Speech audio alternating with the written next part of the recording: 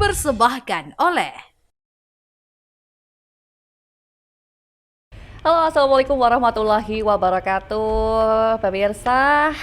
Balik lagi nih sama Sima Perwira di podcast Ruang Publik TV 9 Nusantara. Yang kali ini saya kedatangan tamu yang pasti bikin Anda iri sama saya. Saya ditemenin sama Komisi A DPRD Jawa Timur dari fraksi PKB untuk dapilnya banyak ya. Ada Ponorogo, Trenggalek, Pacitan, Magetan dan juga Ngawi. Beliau adalah Mas Ibnu Alfandi Yusuf SE. Halo. Halo Mbak Sima. Halo semuanya. Penontonnya mana nih? Kok nggak ada suaranya? Nggak ada. Luar Oh ini biasa. ya, anggota Dewan Gen Z gitu. itu gini Iya. ya. Ah, saya Ada suka berapa nih. ini? 350. Luar Langsung live ini biasa ya. memang. Gimana Iya. kalau kamu jadi hostnya aja? Jadi Mas Ibnu ini sapaannya siapa? Sayang atau gimana? Aduh, jangan gitu dong. Gampang baper saya sama. Aduh. Panggil Mas Ibnu aja. Mas Ibnu Ya. aja. Mas Ibnu di dapilnya Mas Ibnu ini pasti fans-fansnya banyak banget ya. Ini Enggak dapil juga. gemuk soalnya. Iya, bukan fansnya banyak, tapi memang pemilihnya banyak. Dan Pemilihnya kebanyakan banyak. memang rata-rata dari kaum ibu-ibu. Tuh memang. kan, Iya. bener kan. Pasti kamu personanya adalah laki-laki tampan yang alim banget gitu. Itu kurang. Apa lagi? Ditambah belakangan belum menikah. Nah itulah makanya jadi Baik. banyak itu ibu-ibu Siapa yang mau aduh. daftar ini bisa banget melalui TV 9 Nusantara ya. Ya, Nanti nanti ada di bawah ini ya. komen-komen. Nah, Nomornya ya. nanti komen-komen aja. Jadi kalau saya sedikit boleh ngulik gitu ya pemirsa, Mas Ibnu ini adalah Komisi A DPRD Jawa Timur, anggota ya gitu. Terus udah gitu tinggalnya di Ponorogo. basisnya. Ponorogo, Surabaya. Ponorogo, Surabaya. Kata tadi Jakarta. Jakarta mainnya. Oh, mainnya. Baiklah kalau gitu. Kadang-kadang ke Jakarta juga gitu pemirsa. Karena Iya. memang harus sowan kan ke DPR RI juga. Betul, karena sumber koneksi dan informasi kan ada di Jakarta. Pusatnya di Jakarta. Karena sering ke sana. Betul. Gimana jadi anggota Dewan Gen Z ini perasaannya sering diremehin nggak? Wah, kalau itu paling sering saya. Tuh kan. Saya dimanapun saya berada itu memang terbiasa dengan suasana termuda. Di politik, di partai, bahkan di kedewanan itu Oke. selalu termuda. Bahkan di organisasi dari dulu selalu menjadi yang termuda. Makanya itu jadi tantangan dan kelebihan juga. Karena begitu diremehin kan nggak diprediksi langkah-langkahnya. Bener. gitu. Tapi boleh tahu nggak sih kamu kelahiran tahun berapa sih? 90-an something lah ya. Aku 99. Oh, Iya. sangat terbuka ya. Iya 99, terbuka Oke. dong. Baiklah. 25 tahun, 26 kemarin. 26 tahun. Iya. Berarti lulus kuliahnya itu 22 nggak sih? 21 22? Saya agak telat kuliahnya 2023, 2023. lulusnya. Iya. Oh, lulusnya 2023. Oke, berarti antara jeda 2023 sampai 2024 2025 ini aktivitinya adalah untuk berkampanye. Betul sekali. Wow, Fokus langsung berkampanye. terjun? Langsung terjun. 2023 itu kan udah masuk mencicil kampanye juga kan itu kan. Betul. Jadi, Menarik loh. Kenapa tuh? Menarik. Kenapa? Kenapa mau terjun ke dunia politik? Jangan-jangan dulu ikut BEM. Enggak, saya dulu ikut HIPMI aja, organisasinya cuman di HIPMI aja, tapi untuk politik itu memang passion juga Oke. dari kecil, karena role model saya salah satunya adalah ayah saya sendiri. Oke. Jadi ya banyak dorongan dari diri sendiri dan keluarga, gitu aja sih. Berarti kamu salah satu orang yang di pemilu kemarin tuh digaung-gaungkan banget tuh ya. Pemilih Gimana Gen Z, pemilih Gen Z. Iya betul, karena di 2024 kemarin itu kalau saya kira itu jadi wave pertama politik yang banyak pemuda yang partisipasi. Nah jadi banyak generasi muda yang partisipasi itu 2024 kemarin. Karena waktu saya kampanye ya yang saya gaungkan adalah ya ayo Gen Z dan anak-anak muda ya harus diwakili oleh anak muda gitu.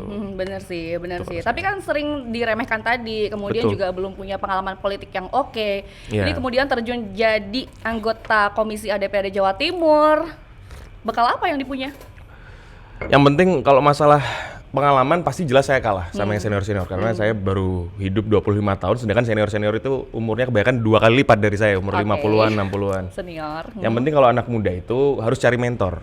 Harus cari mentor yang tepat. Kalau saya sendiri masuk ke politik tanpa ada mentor pasti saya tersesat dong. Pasti saya Betul. nggak paham dengan dunia politik. Tapi karena sekarang ini saya punya mentor yang dimana itu salah satunya juga ayah saya, ada guru saya, ada kiai. Yang penting banyak mentor dan banyak guru, insya Allah aman.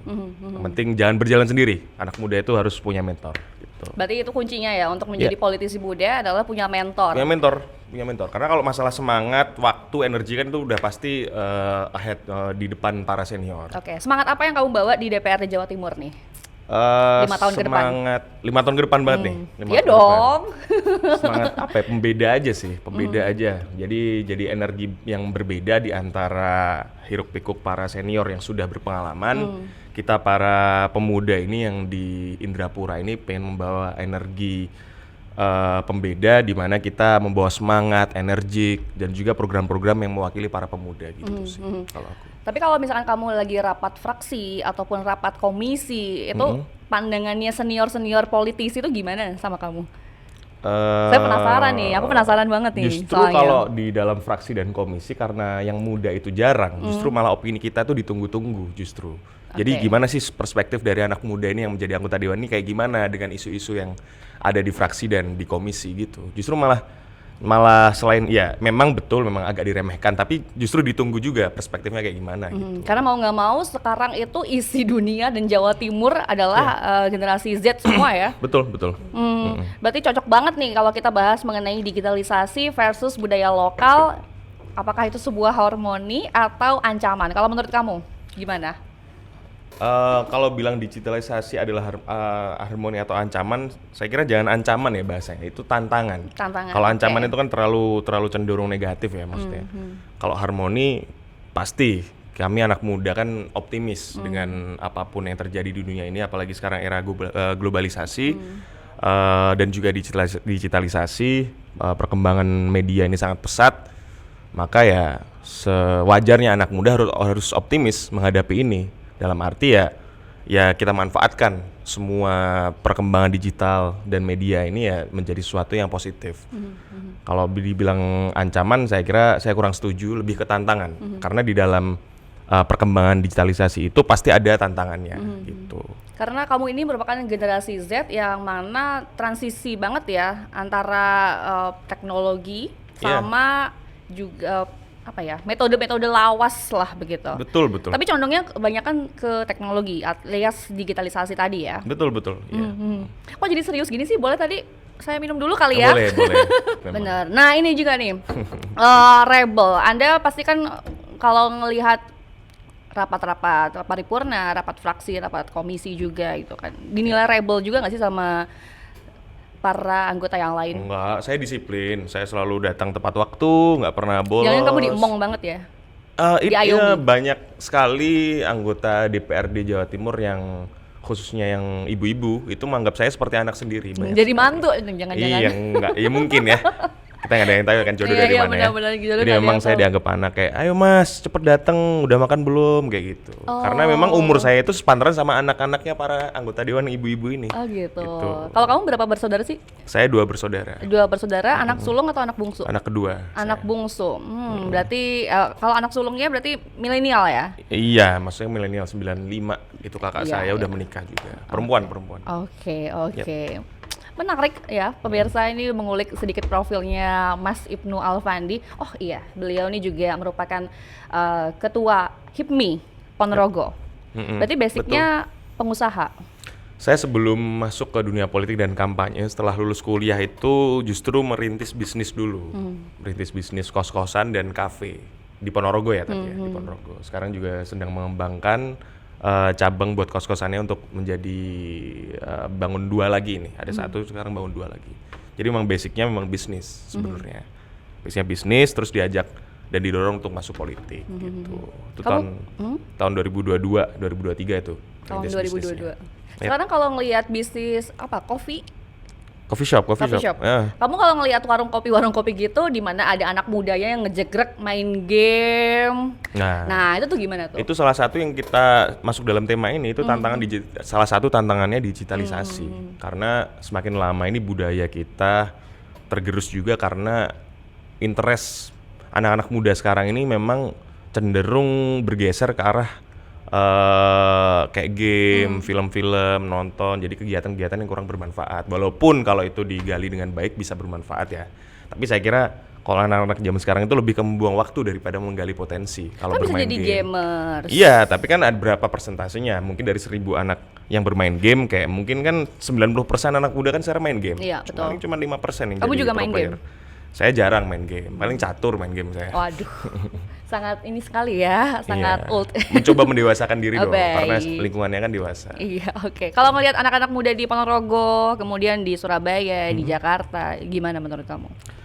Ya jauh sih, maksudnya dari sisi kebiasaan dan interest dan ketertarikan itu memang jauh berbeda. Di Jakarta, Surabaya itu saya kira anak-anak mudanya itu bukan merendahkan ya yang di kabupaten ya, mungkin karena jarak informasi masuk ke kota besar dan kabupaten itu memang ada jaraknya. Mungkin lebih cepat masuk ke kota-kota besar seperti Jakarta dan Surabaya. Maka sekarang itu kan di Jakarta, Surabaya itu trennya udah bergeser ke arah yang lebih baik, kayak lari pagi, jadi lebih ke kesehatan. Lifestyle ya. Sedangkan anak-anak muda yang di kabupaten atau kota-kota kecil itu masih berkutat di nongkrong, di main game, dan ya mungkin kurang bermanfaat kalau bisa saya bilang. Tapi bisa bermanfaat kalau digali benar-benar dengan tekun ya. Jadi kalau memang komit mau jadi gamer, mau jadi filmmaker atau hal-hal yang berhubungan dengan media, itu harus digali dengan baik gitu sih. Jangan cuma buang-buang waktu. Nah, ketika teman-teman kamu sebaya gitu ya, atau generasi-generasi muda yang ada di Ponorogo ataupun dapilnya kamu nih, Mas Iya. Ibnu, mereka tuh ngerasa pasti kan terwakili dong ya. Yap. Tapi masalahnya adalah apakah mereka berani bersuara dibandingkan orang-orang tuanya mungkin? Karena mereka kan abai. Digitalisasi ini, karena menurut saya pribadi gitu ya, menurut aku tuh digitalisasi tuh kayak pisau bermata dua. Betul.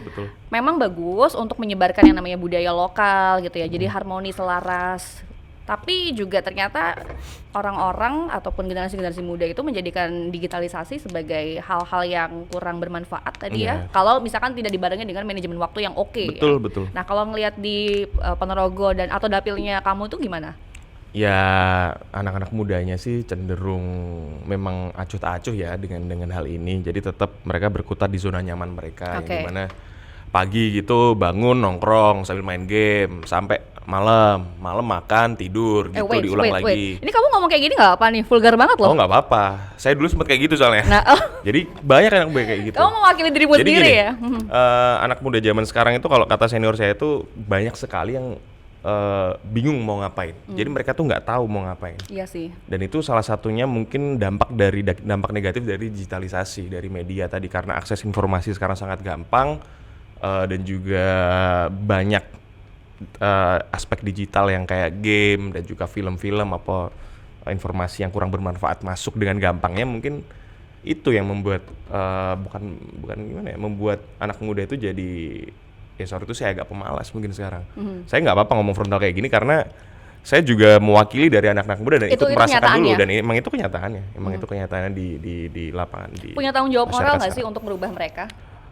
Saya sangat mempunyai dan ingin juga berkontribusi langsung gimana sih untuk merubah ini kebiasaan anak muda zaman sekarang. Makanya saya kalau di dapil saya itu juga sering melaksanakan seminar-seminar di kampus-kampus, di media-media, lewat podcast dan lain-lain. Dia ikut mensosialisasikan kayak gini. Intinya anak muda zaman sekarang itu jangan sampai nggak tahu harus ngapain. Jadi bangun itu harus tahu mau apa yang dilakukan gitu. Harus punya tujuan gitu. Tapi membosankan kan sosialisasi? Seminar. Seminar. Nah, saya menikmati banget. Aku Enggak, menikmati banget. maksudnya kalau misalkan generasi-generasi muda dikasih apa ya istilahnya amunisi berupa sosialisasi. Nah, kalau saya stylenya, Nah, kalau gimana tuh seminar, kalau kamu? kalau sosialisasi atau podcast kayak gitu, saya direct. Makanya saya mending ngomong apa adanya, sakit hati sekalian, tapi yang penting kena ke mereka. Jadi kalau habis datang ke acara saya, apa habis dari seminar atau mendengarkan podcast saya, ya pokoknya datang itu harus keluar tuh jadi orang yang berbeda. Makanya ya saya menggunakan kalimat yang agak direct, agak nyelkit bahasanya ya. Itu memang buat biar mereka ini keluar dari ruangan itu biar menjadi orang yang berbeda. Saya selalu saya tutup dengan pokoknya keluar dari sini nggak boleh jadi orang yang sama gitu. Oke. Keluar harus menjadi orang berbeda. Caranya gimana? Ya frontal kayak gini, memang kayak gitu. Anak muda zaman sekarang itu memang harus diserang egonya memang. Gitu. Aduh, oke, baiklah, harus diserang egonya ya, biar Iya. bisa ada perubahannya Betul, gitu. Tapi betul. otomatis kalau bicara soal warga di Dapil, apalagi di Ponorogo, Trenggalek, Pacitan, Magetan dan juga Ngawi, Dapil gemuk gitu ya. Nggak cuman Gen Z aja. Gimana caranya kamu untuk melakukan pendekatan-pendekatan sama yang lebih senior-senior nih?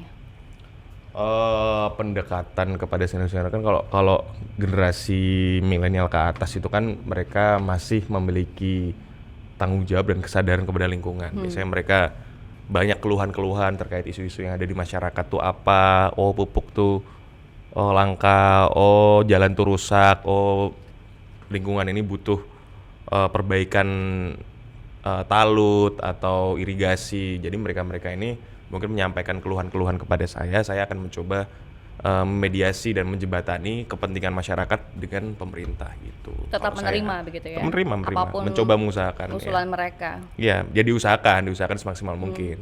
Karena ya itu tanggung jawab dari anggota dewan pasti. Betul, Dari betul. semuanya, di semua ini. Betul. Gitu. Digitalisasi dan juga budaya. Ini kalau kita bicara soal digitalisasi belum ada nih perdanya.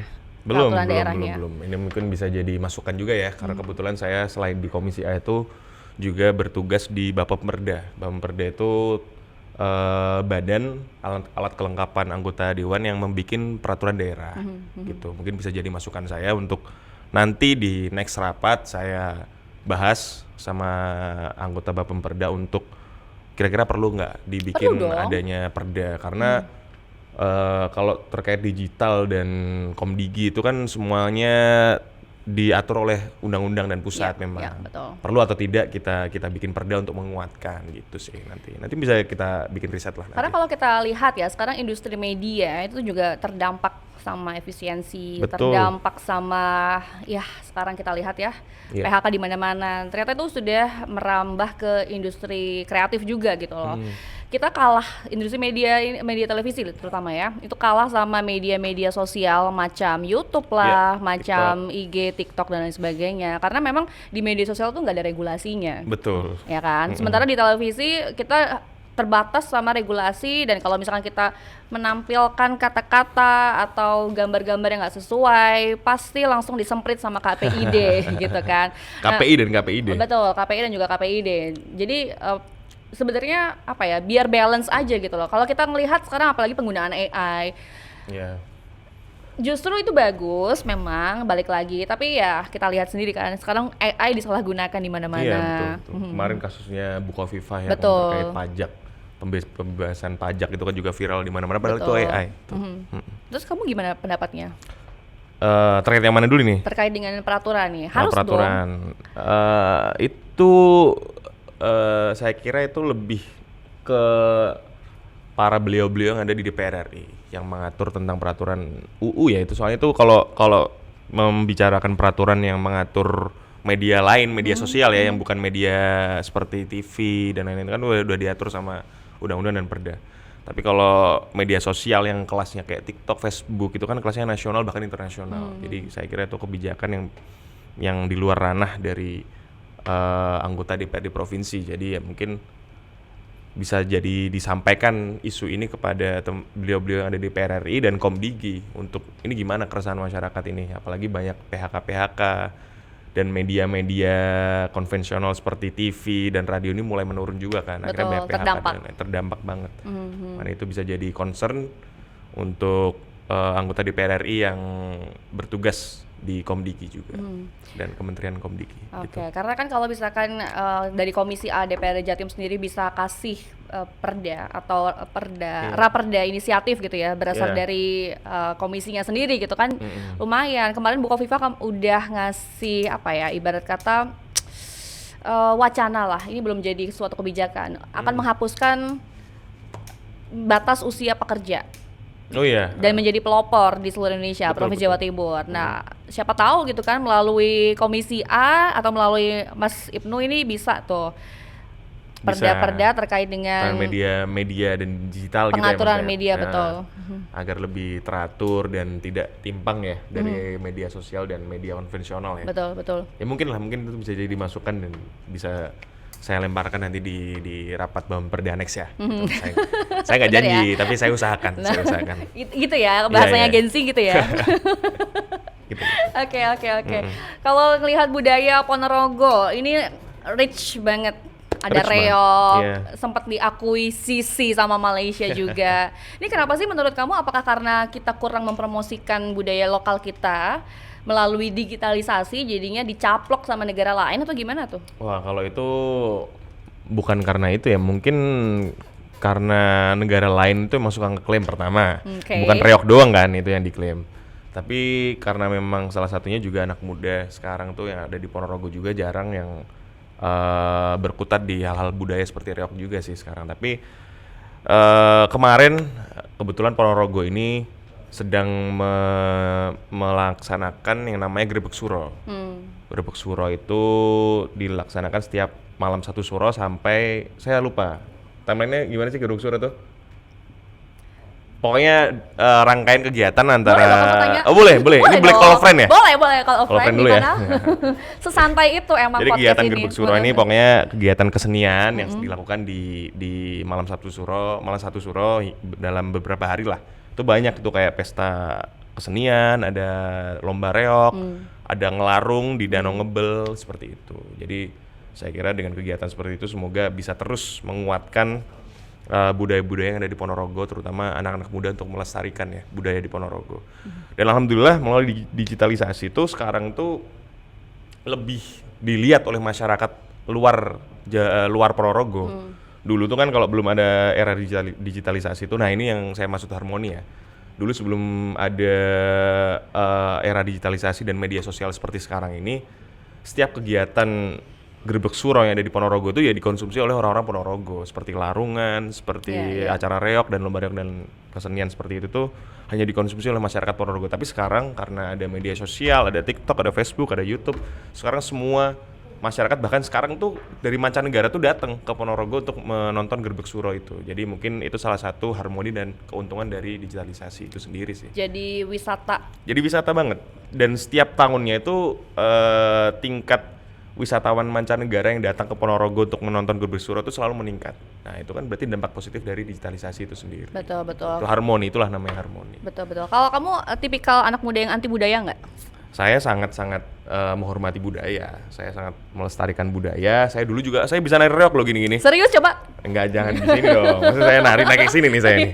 Enggak dong. Iya, biasanya yang ngereog tuh biasanya perempuan soalnya. Itu ngereognya beda. Oh, beda ya? Itu ngereog kalau marah itu mungkin ya. Iya. Kalau ngambek gitu. Kalau saya ngereog tapi bukan yang ini ya, bukan yang kayak dadak itu enggak, tapi yang bujanggano, yang pakai topeng kecil itu. Tuh kalau saya dulu zaman SMP SMA tapi narinya. Sekarang udah jarang sih. Tapi itu salah satu bentuk saya melestarikan, yaitu saya mempraktekkan juga, ikut nari juga gitu. Kalau kita ngelihat sekarang banyak banget anak muda nih yang bikin konten di media sosial, entah itu TikTok, entah itu Instagram gitu ya. Dia memperkenalkan budayanya masing-masing, entah itu dengan tadi nari reog atau memperkenalkan kuliner-kuliner yang ada di kotanya gitu. Udah kamu berdayakan belum sih anak-anak muda yang ada di Ponorogo biar bisa kayak gitu tuh?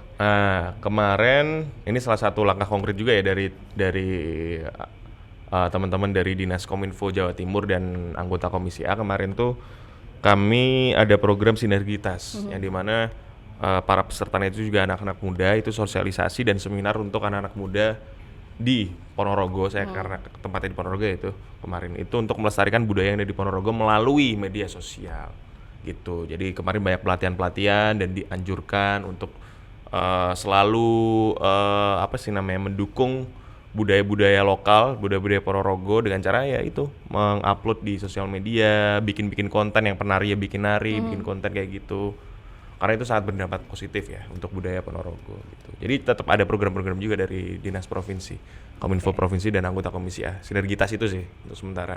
Tapi kamu nggak takut kalau misalkan budaya-budaya yang ada di dapil kamu terutama di Ponorogo gitu ya, tergerus karena adanya digitalisasi? Nah itu tantangannya. Kalau tadi kan harmoninya udah ada tuh. Harmoninya kan diuntungkan karena akses informasi dan kebudayaan Ponorogo ini jadi terekspos keluar kan.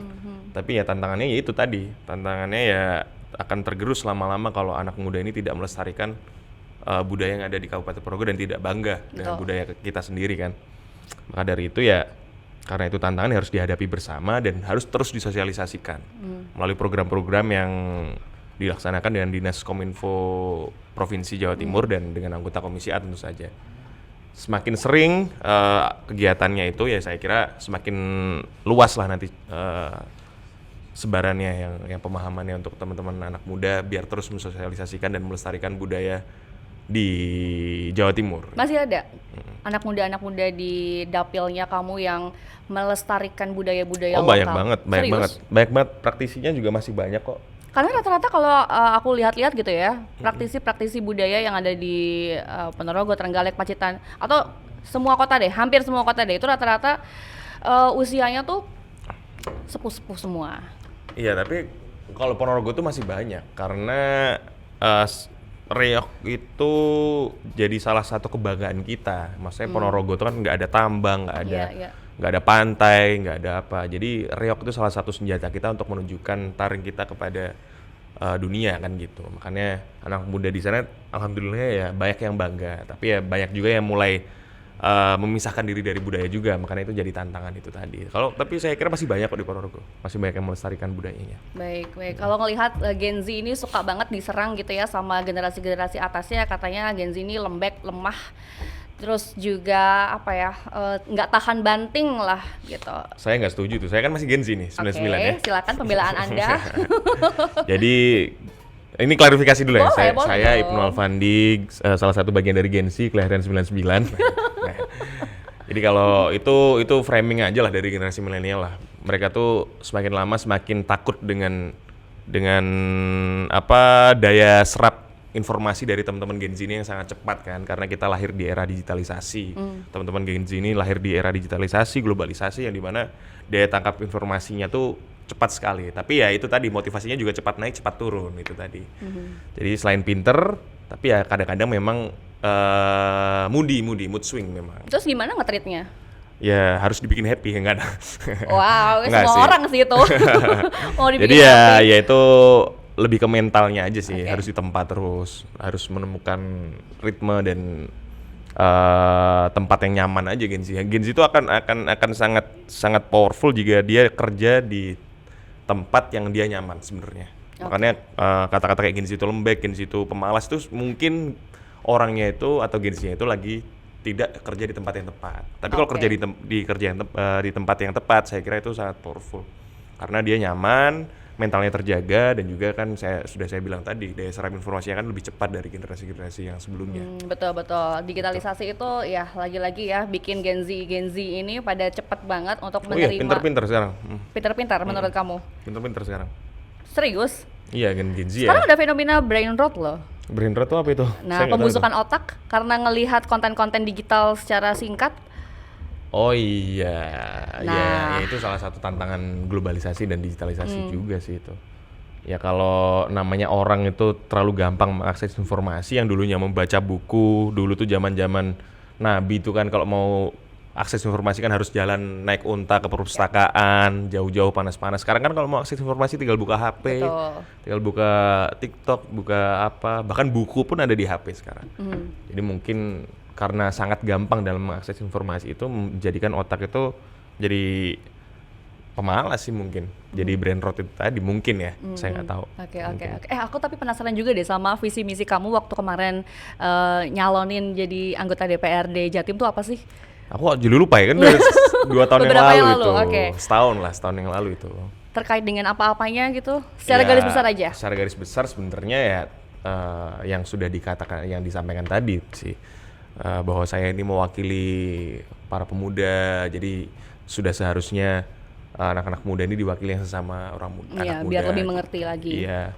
Terus salah satunya juga saya selalu membawa isu putra daerah, yaitu 2 isu itu, putra daerah dan anak muda. Anak muda itu ya konkret, kerjanya energinya masih banyak kan, kerjanya masih cepat, dan juga putra daerah itu sewajarnya kalau putra daerah mencalonkan dari daerahnya sendiri ya harus diwakili dari daerahnya itu sendiri. Gimana sih kata-katanya? Gitulah. Gitulah. Iya, gitulah. Komisi A kemarin abis main-main ke Rumah Sakit Jiwa Menur. Iya, saya nggak ikut tapi. Oke. Kapan itu komisi A Beberapa minggu yang lalu. Oke. Dan nyambangin ada anak 14 tahun kecanduan judi online. Oh iya saya dengar itu. Ini tuh termasuk dampak digitalisasi kan. Itu dampak paling jahat dari digitalisasi kalau menurut saya ya. Judi online itu judi online itu dampak paling jahat dari digitalisasi. Orang-orang zaman dulu itu berjudi tuh, kenapa zaman dulu tuh sangat jarang anak-anak di bawah umur yang berjudi, karena judi itu kan semuanya kan prakteknya offline semua. Paling judi apa ayam, apa togel itu kalau anak muda, anak kecil ikut kan Hafal paling ya? kan di daerah saya masih banyak masih banyak praktek-praktek oknum seperti itu kan. Dulu tuh anak kecil jarang main kayak gitu karena mungkin nggak dibolehin kan sama orang-orang tua kan. Tapi kalau sekarang tuh orang tua di luar pengawasan, kalau sampai lepas dari pengawasan anaknya buka situs gampang banget, tinggal main, tinggal top up, apalagi top up dari dompet digital gitu, e-money gampang. Terus main, terus habis, makanya sampai kecanduan itu. Saya kira itu dampak paling jahat dari digitalisasi sih kalau saya bilang, judol dan pinjol ya. Gitu. Menyerangnya tuh selalu anak-anak kecil, remaja, dan juga karakter-karakter rentan kayak ibu-ibu kayak gitu kan, atau bapak-bapak yang udah lansia, yang udah sorry to say jobless, kayak gitu-gitu, pensiunan. Jadi kayak ngerasa, wah aku nggak punya activity nih, kayaknya aku bakal dapat passive income melalui judol deh. Nah, ini saya katakan ke penonton ini, mungkin nanti dari 2 juta penonton adalah 800.000 nanti atau berapa ribu yang main judol, saya bilang stop karena kalian nggak akan menang kalau main judol. Kemenangan terbesar dari orang yang main judi adalah di saat kalian berhenti. So, bahkan di Ponorogo kemarin tuh ada yang sampai bunuh diri, bahkan kalau saya bunuh diri karena depresi dari main judi online, habis itu akhirnya pinjol, terjerat banyak pinjol, akhirnya depresi, nggak bisa bayar. Banyak kayak gitu kasusnya. Ya, akhirnya mengakhiri hidupnya banyak. Itu jadi salah satu ini Anda ya, bahan fokus Anda di Komisi A nih. Iya, bahkan sekarang di Komisi A dan di Bapemperda tuh kita sedang memproses dan menggodok perda terkait judi online dan pinjol. Itu yang jadi apa ya? Jadi bahan fokus utama. Jadi sebenarnya regulasinya sudah ada dari pusat, dari Komdigi, cuman saya kira perlu ada penguatan di level perda provinsi. Makanya ini sekarang lagi digodok, masih belum jadi sih. Boleh dong di-spill isinya apa aja kira-kira? Dikit. Aduh. Ini harus dibuka, saya nggak bawa bukunya. Ini harus dibuka ini bukunya. Tolong tadi asistennya kemana? Boleh? Keluar. Pokoknya intinya lagi digodok lah ini. Belum jadi juga, masih draft. Jadi kan masih banyak perubahan. Nanti kalau di-spill, kalau ternyata berubah gimana? Oke deh. Boleh, minum lagi. Boleh. Kalau terkait dengan digitalisasi dan juga budaya, kamu punya pandangan nggak sih Komisi A nanti ke depannya tuh bakal mendigitalisasikan budaya? Kayak area Ponorogo, kemudian bentuknya diarsipkan melalui arsip digital gitu. Terus ada AI saya nggak setuju sih kalau AI. Iya, hilang dong esensi budayanya. Saya nggak setuju, itu hilang kalau esensi budayanya kalau jadi AI.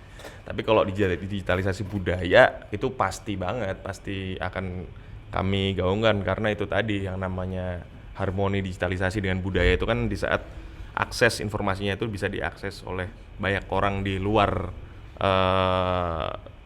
lokal ya, lebih meluas ya. Saya kira kan itu harus dilakukan.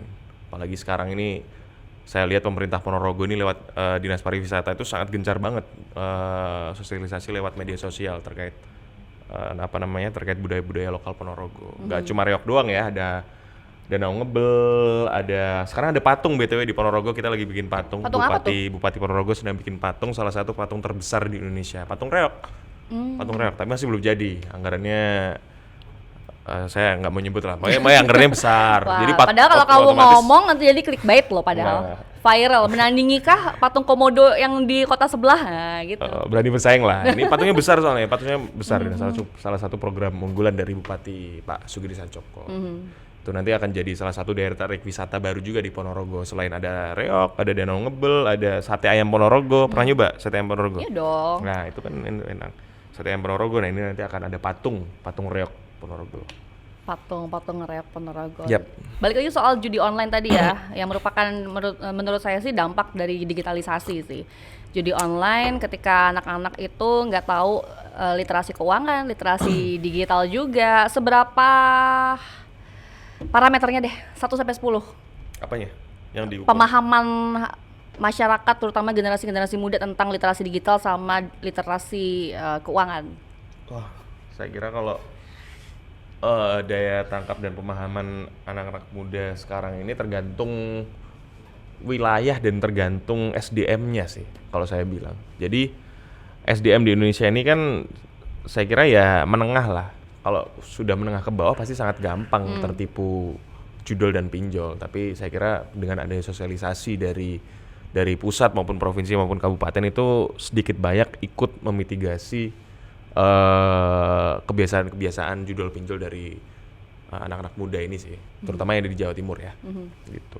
Oke, tunggu dulu deh. Agak sedikit OOT nih ya. Saya mau tanya nih, pertanyaan pribadi. Enak gak jadi anggota dewan? Kok tiba-tiba nanya gitu? Iya dong. Ya, Penasaran. ini adalah bentuk melaksanakan amanah dari masyarakat. Aduh, politis banget ya jawabannya. Iya, makanya saya justru mengharapkan jawaban-jawaban yang out of the box gitu loh. Jadi anggota dewan itu kalau menurut saya ya dibilang enak-enak. Karena proses gak enaknya itu waktu pencalonannya itu luar biasa gak Berdarah-darah enak, ya? berdarah-darah. Itu luar biasa.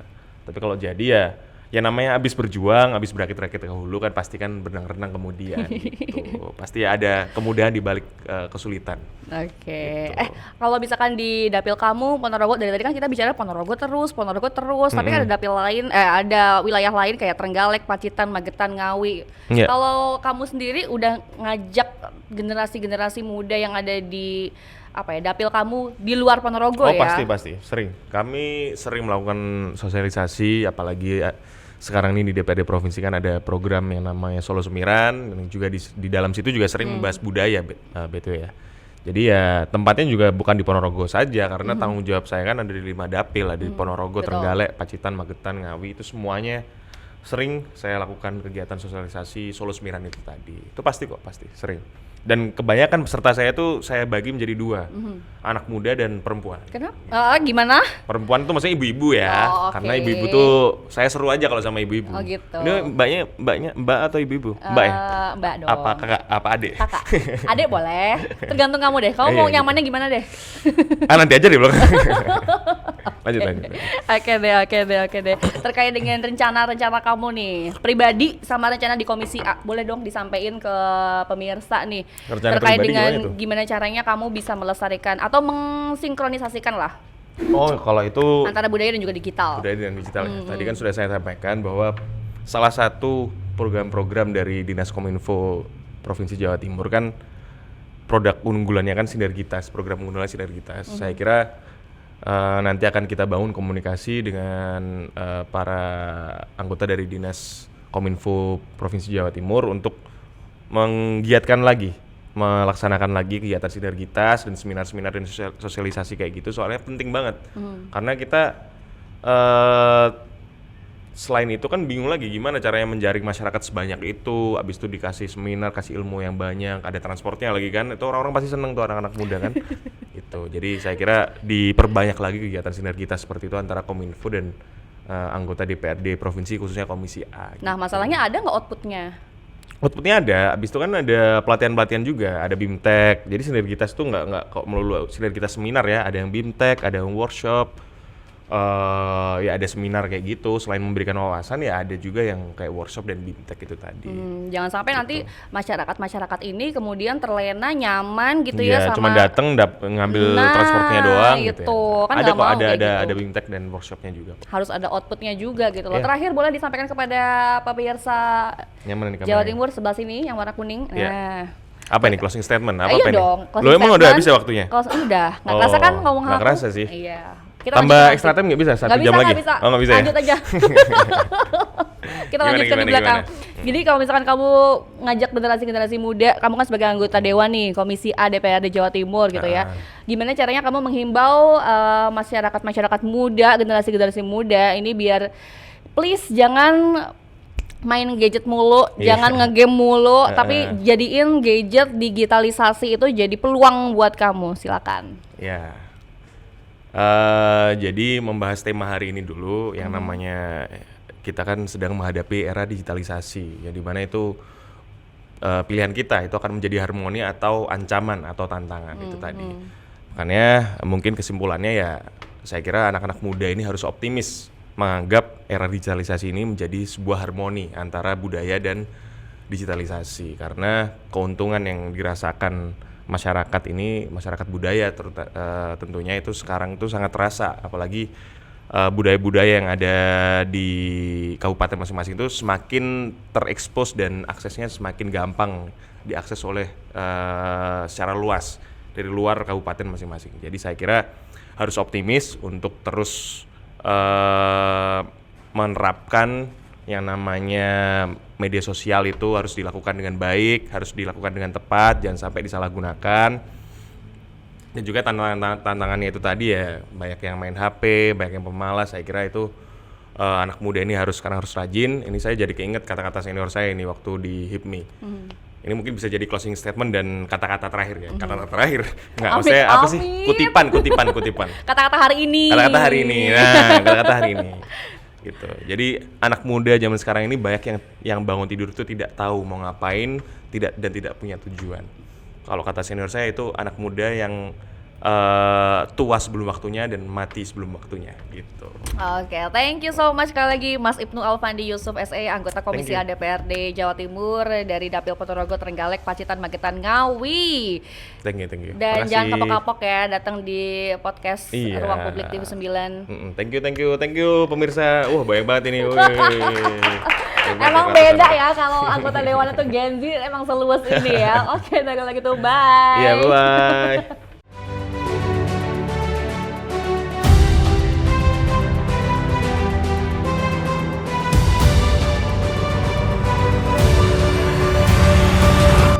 Acara ini dipersembahkan oleh